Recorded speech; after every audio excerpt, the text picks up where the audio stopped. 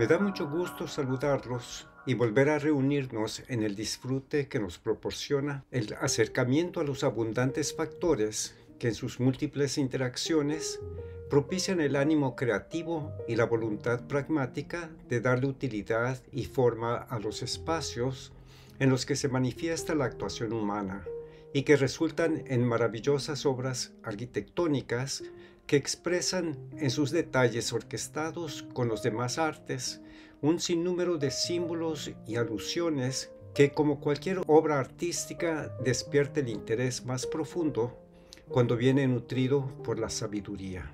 En este programa intentaremos referirnos a las circunstancias que permitieron a los antiguos chinos enfrentar los momentos difíciles para la supervivencia de sus pueblos, sus esfuerzos colectivos gigantescos, otras veces enfrentamientos violentos en los territorios cambiantes de lo que con el tiempo llegaría a ser la geografía actual de su país. Por cantidad de años, estos pueblos convivieron con la naturaleza que no solo les brindó la supervivencia, sino que en calidad de maestra y como guía les proveyó de diversos y abundantes recursos que supieron aprovechar, siempre trabajando duro y diligentemente en colectivos numerosos.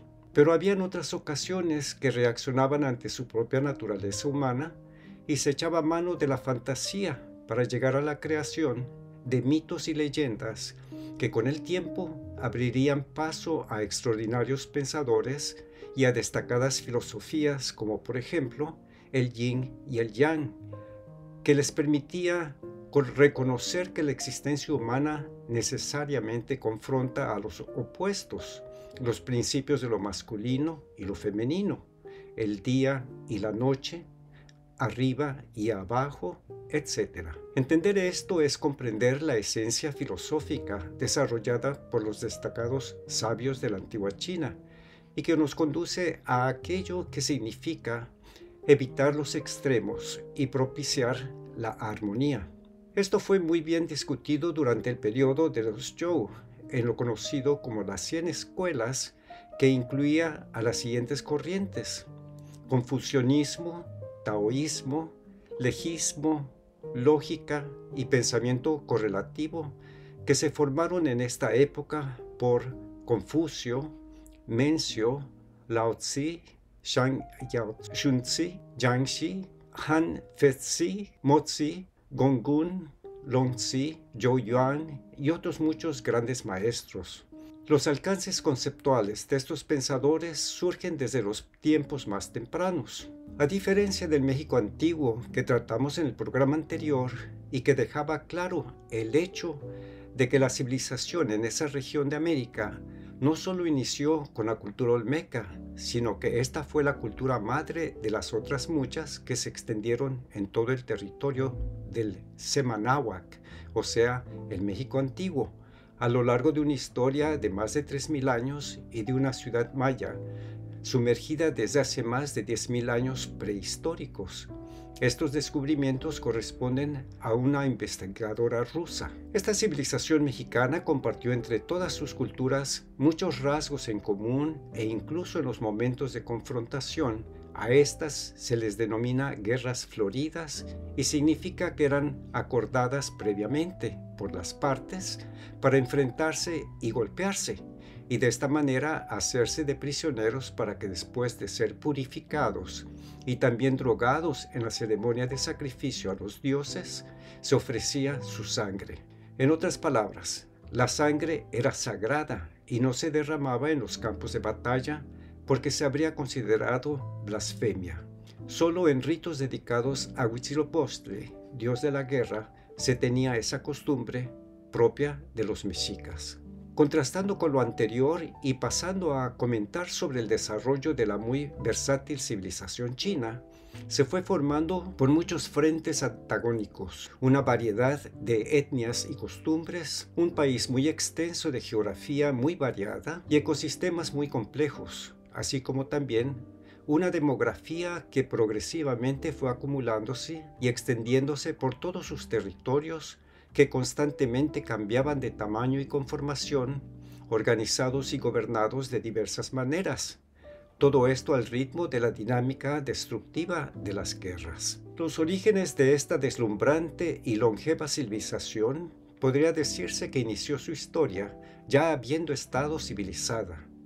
Nuevamente salta a la vista el hecho de que han logrado subsistir referencias de otros tiempos previos a la hecatombe mundial y que por lógica tendría que darse un nuevo inicio a lo ya encaminado en algunas cosas que resultaron muy útiles y sobre todo que ahorraron mucho tiempo en milenios para replantearlos. Todo esto se ha venido considerando como leyendas épicas de héroes y personajes sobrenaturales y algunos de naturaleza divina. Xi, inventor de la escritura, la música, del matrimonio, la cacería, de métodos para la pesca y la domesticación de animales. Sui Ren, inventor del fuego. Shen Nong, promotor de la medicina y de técnicas agrícolas. Huang Di, emperador amarillo, creador de la rueda, del calendario, de la brújula y pionero de la navegación. Yuan Shu separó el cielo de la tierra. Yu el Grande, ministro de Yao y hábil regulador de las aguas, habría fundado la dinastía Xia a la muerte de Shun, 2208 a.C. Entre los siglos VI y V a.C., la fundición del hierro, que el occidente no conoció hasta un milenio más tarde, del hierro colado, blanco y del acero, puso a disposición de los ejércitos armas más manejables y eficaces. Los utensilios en madera y en piedra y algunos en bronce fueron gradualmente sustituidos por herramientas en hierro o en hierro colado, fabricados en serie, lo que permitió la roturación de extensas áreas de tierra y dio lugar a un aumento considerable de la producción. Los intercambios comerciales se intensificaron, dando impulso a las economías y favoreciendo la acumulación de grandes riquezas. Se llevaron a cabo colosales obras de irrigación, se excavaron canales a lo largo de cientos de kilómetros, se construyeron imponentes diques para desviar el curso de los ríos y se erigieron poderosas murallas defensivas. Durante la dinastía Shang, 1750 a.C. al 1100 a.C., se establece la fundición del cobre y pronto aparecieron armas y yelmos hechos en bronce, así como una gran variedad de otros objetos como esculturas, estufas, contenedores para líquidos, vasos y cálices, lavamanos y diversas figuras más. También aparece el uso del jade, que reviste significados apreciados por los chinos y también por los colores, y en especial el verde de varios matices, que llegó a ser de los favoritos para un sinnúmero de objetos muy bellos. Algo parecido ocurrió con el uso del marfil y la aplicación de la laca a la madera de muebles y otras figuras. En el 221 a.C., el largo y difícil proceso de unificación entre las poblaciones que vivían en el vasto territorio chino se había llevado a término, permitiendo la fundación de un imperio que iba a durar, con altibajos, más de 21 siglos, hasta 1911, el periodo que va desde el 221 a.C. hasta el 220 después de Cristo, caracterizado por la sucesión en el trono de las dinastías Qin, 221 al 206 a.C., y la dinastía Han, del 206 a.C. al 220 después de Cristo. Fue determinante para la formación de la estructura administrativa, económica y social del imperio. La unificación política con Qin Shi Huangdi, 221 a 210 a.C., y consolidada por Wu Di, la imponente obra de ingeniería civil realizada por ambos, el alto nivel técnico alcanzado por los artesanos en la producción de metales, en carpintería, en el hilado, en el tejido y en otros muchos sectores productivos, hicieron posible un desarrollo demográfico y una expansión económica sin precedentes. Las florecientes empresas artesanales y mercantiles crearon enormes riquezas. Las actividades intelectuales no solo se desarrollaron en el campo de la literatura, de la historia, del pensamiento filosófico, sino también en el de las matemáticas, medicina, astronomía, etc.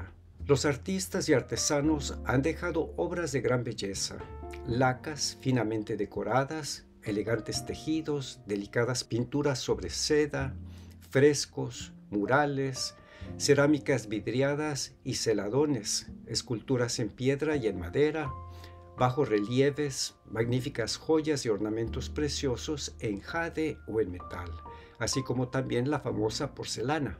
También se remonta a este periodo la invención del papel, preparado a partir de la seda o de fibras de cáñamo, como demuestran numerosos hallazgos arqueológicos realizados en los años 50. El papel tuvo una amplia difusión desde comienzos del siglo I después de Cristo. El fragmento más antiguo del papel de cáñamo utilizado para la escritura es del 49, mucho antes de ser conocido por los árabes, siglo VIII, y por los europeos, siglo X, que no lo producirían hasta el siglo XII. En este periodo se llevaron a cabo obras públicas de gran utilidad destinadas a desafiar a los siglos. Se construyó una imponente red de carreteras que permitió comunicar con rapidez regiones del imperio muy distantes entre sí, de una extensión aproximada de 6.800 kilómetros, superior por tanto a la desarrollada por el Imperio Romano, que según se ha descrito en el 150 después de Cristo, cubría unos 6.000 kilómetros. También se emprendió la excavación del canal Ling, que al unir el río Xiang con el río Li establecía una comunicación entre la cuenca del río Yangtze-Kiang y la del Yujiang, río de las perlas, facilitando el transporte de las mercancías y el regadío de vastas zonas agrícolas. Se terminó la Gran Muralla, grandiosa construcción defensiva que discurría a lo largo de más de 5.000 kilómetros desde Lintao, Gansu, hasta la península de Liaodong. En el 206 a.C., después de cruentos enfrentamientos entre los insurrectos y el ejército imperial, Liu Bang, hombre de origen humilde, y Xiang Yu, aristócrata del antiguo principado de Chu, entraron con sus ejércitos en Xianyang, poniendo fin a la dinastía Qin. 12 emperadores y una emperatriz regente se sucedieron en el trono desde el 206 a.C. De todos ellos, Wu Di fue sin duda la personalidad más destacada, el soberano que más contribuyó al fortalecimiento de la dinastía. Gobernó durante 54 años y fue el artífice de una decidida política de centralización y de conquista. Bajo su reinado conoció un gran esplendor y casi duplicó su extensión. Con el fin de educar a las nuevas generaciones de dirigentes, en el 124 a.C. se creó la Universidad Imperial. A este periodo se remonta la primera enciclopedia de historia universal, obra monumental que serviría de modelo para las historias dinásticas sucesivas y que desempeñarían un papel importante en la formación de la ideología imperial de la época Han. Las artes y las letras protagonizaron un desarrollo sin antecedentes. Xuanzong, 712 al 756, fue el soberano de la dinastía Tang que reinó durante más tiempo. Fue un soberano que desde el principio de su reinado eligió a los ministros valorando sus méritos y no la pertenencia familiar. Instauró un ingenioso sistema de intercambio de funcionarios entre la capital y las provincias a fin de mantener a las regiones periféricas bajo el control directo de la administración central. Hizo redactar leyes más humanas y quiso que fuesen aplicadas con absoluta imparcialidad. En 1725 fundó la Academia Imperial de Bellas Letras, surgida al menos un milenio antes del nacimiento de análogas instituciones en Occidente. Resulta sumamente reveladora esta parte temprana de la historia de un país tan grande y diverso en su naturaleza y geografía, así como la apreciación inconcebible de lo que significa organizar, gobernar y mantener su integridad como nación. Hemos comentado a muy grandes rasgos cómo se recurrió a la violencia tantas veces para lograr un dominio que resultaba más trágico que benéfico para el total de la población. Vale decir que en paralelo a las guerras hubieron otros factores y enfoques que dieron mejores resultados para esta nación a lo largo de tantos siglos, haya venido siendo el país de mayor importancia en la historia mundial. Muchos de sus gobernantes fueron genuinamente comprometidos con su pueblo y su linaje en el desarrollo de la agricultura, la industria, el comercio, las leyes, las artes, etc. Y sobre todo en la sabiduría, que les ha dado tanta fama merecida debido a sus pensadores, investigadores y un pueblo de costumbres y de solvencia moral ejemplar. Igualmente, China ha hecho aportaciones científicas y tecnológicas del máximo nivel a lo largo de su historia y con enorme beneficio para la humanidad. Un pueblo que se jacta de ser altamente civilizado necesariamente recurre invariablemente a expresar de diversas maneras las exigencias que le dictan su intelectualidad, su sensibilidad, su espiritualidad, su fraternidad social y su honestidad consigo mismo. Por lo tanto, dirigiremos nuestra atención a nuestros sentidos para apreciar dos ejemplos breves de su mitología y que, junto con su arte tan excelso y prestigiado que este pueblo ha aportado y que por supuesto incluye a la arquitectura, con esto concluiremos este programa dedicado a China. Pangu, primer ser viviente del universo, creó el mundo que conocemos, dando todo lo que poseía en beneficio de la tierra y de las gentes que pronto la habitarían. El cielo y la tierra permanecieron separados y distantes, si bien, luego, algunos hombres creerían que las montañas formadas por el cuerpo de Pangu eran pilares que soportaban la azul bóveda del cielo. Aunque el universo había ya tomado forma y estaba completo con sol, luna, montañas, ríos, plantas y animales, todavía faltaba el ser humano. En estos tiempos primeros habitaban en la tierra dioses, gigantes y otros seres monstruosos. Entre los dioses, la más importante fue la diosa madre, Nuwa, creadora y protectora del orden. Tenía forma humana en la parte superior de su cuerpo, el rostro y los brazos, pero en la inferior era en todo semejante a un dragón. Podía, además, cambiar de forma y aparecer con distintos aspectos. Nuwa viajó por el mundo y aunque lo halló hermoso y rico, sintió que era desolado y solitario, porque no habían seres humanos en él, y deseó la compañía de gente que pudiera amar, sentir y pensar como ella. Un día se acercó al río amarillo y de su lecho sacó unos puñados de barro y modeló unos pequeños muñecos. Modeló sus cabezas y sus brazos como los suyos propios, pero en lugar de una cola de dragón, los formó con piernas, de modo que pudieran andar derechos. Hizo esto con mucho cuidado y le gustó su obra. Les dio el soplo de vida y se maravilló al verlos saltar y bailar alrededor, gritando de gozo y llamándola madre. El dragón es el animal más extraordinario y singular de la mitología china y aparece con mucha frecuencia en los cuentos antiguos. El dragón chino llamado Long era de aspecto que correspondía a la combinación de diversos animales.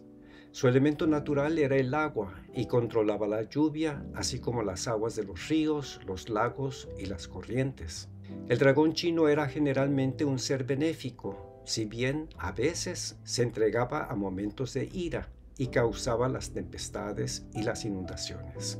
Cada mar, río o lago tiene su dragón guardián, generalmente de rango real. Viven en palacios de cristal bajo las aguas, rodeados de incalculables tesoros. Como espíritus guardianes, los dragones eran inmortales y se unían libremente con dioses y diosas, que a veces los utilizaban para cabalgar por el cielo. El dragón era también un símbolo importante y poderoso. Los chinos creían que existe un principio masculino, yang, y uno femenino, yin, en todas las cosas del universo. Por ejemplo, el sol, masculino, la luna, femenino. En cuanto a la arquitectura y en magnitud extraordinaria la ingeniería, ambas han hecho aportaciones invaluables a la humanidad. Desde sus inicios históricos, los chinos siempre han vivido en un contacto muy estrecho con la naturaleza. Sus clanes rurales fueron los más extensos y poblados de todos los tiempos, ya sea como agricultores, cazadores, pastores, etc. Sus primeras viviendas y durante todos los siglos hasta el siglo XX siempre le dieron preferencia a la construcción en madera para sus casas, templos y prácticamente en todos los casos. Fue tan importante su aportación arquitectónica que hasta el día de hoy podemos apreciar su influencia en países próximos como lo son Corea, Japón y algunos otros del sur asiático. La madera bien tratada y con buen mantenimiento puede durar mucho tiempo. Sin embargo, difícilmente puede evitarse el peligro de incendios propiciados de diversas maneras, incluso por rayos y por sismos. El viento seguido se encarga de avivar el fuego y de expandir rápidamente el incendio en áreas muy amplias. A esto se debe que no existan edificaciones tan antiguas como cuando se ha utilizado la piedra. Sin embargo, esta desventaja puede suplirse muy satisfactoriamente por el arraigo tradicionalista de este pueblo que ha mantenido los estilos arquitectónicos sin variar mucho hasta estas fechas. Por otra parte, también tuvieron siempre desde la antigüedad la costumbre de hacer maquetas que aún se conservan. Turísticamente puede uno disfrutar, por ejemplo, de la arquitectura tanto de los interiores como de los exteriores del Palacio Imperial de la Ciudad Prohibida, y en términos de la ingeniería, la maravillosa muralla china y la gigantesca presa de las Tres Gargantas. Me despido deseando que tengan un magnífico día y que gocen de excelente salud. Nos veremos la próxima vez. Hasta luego.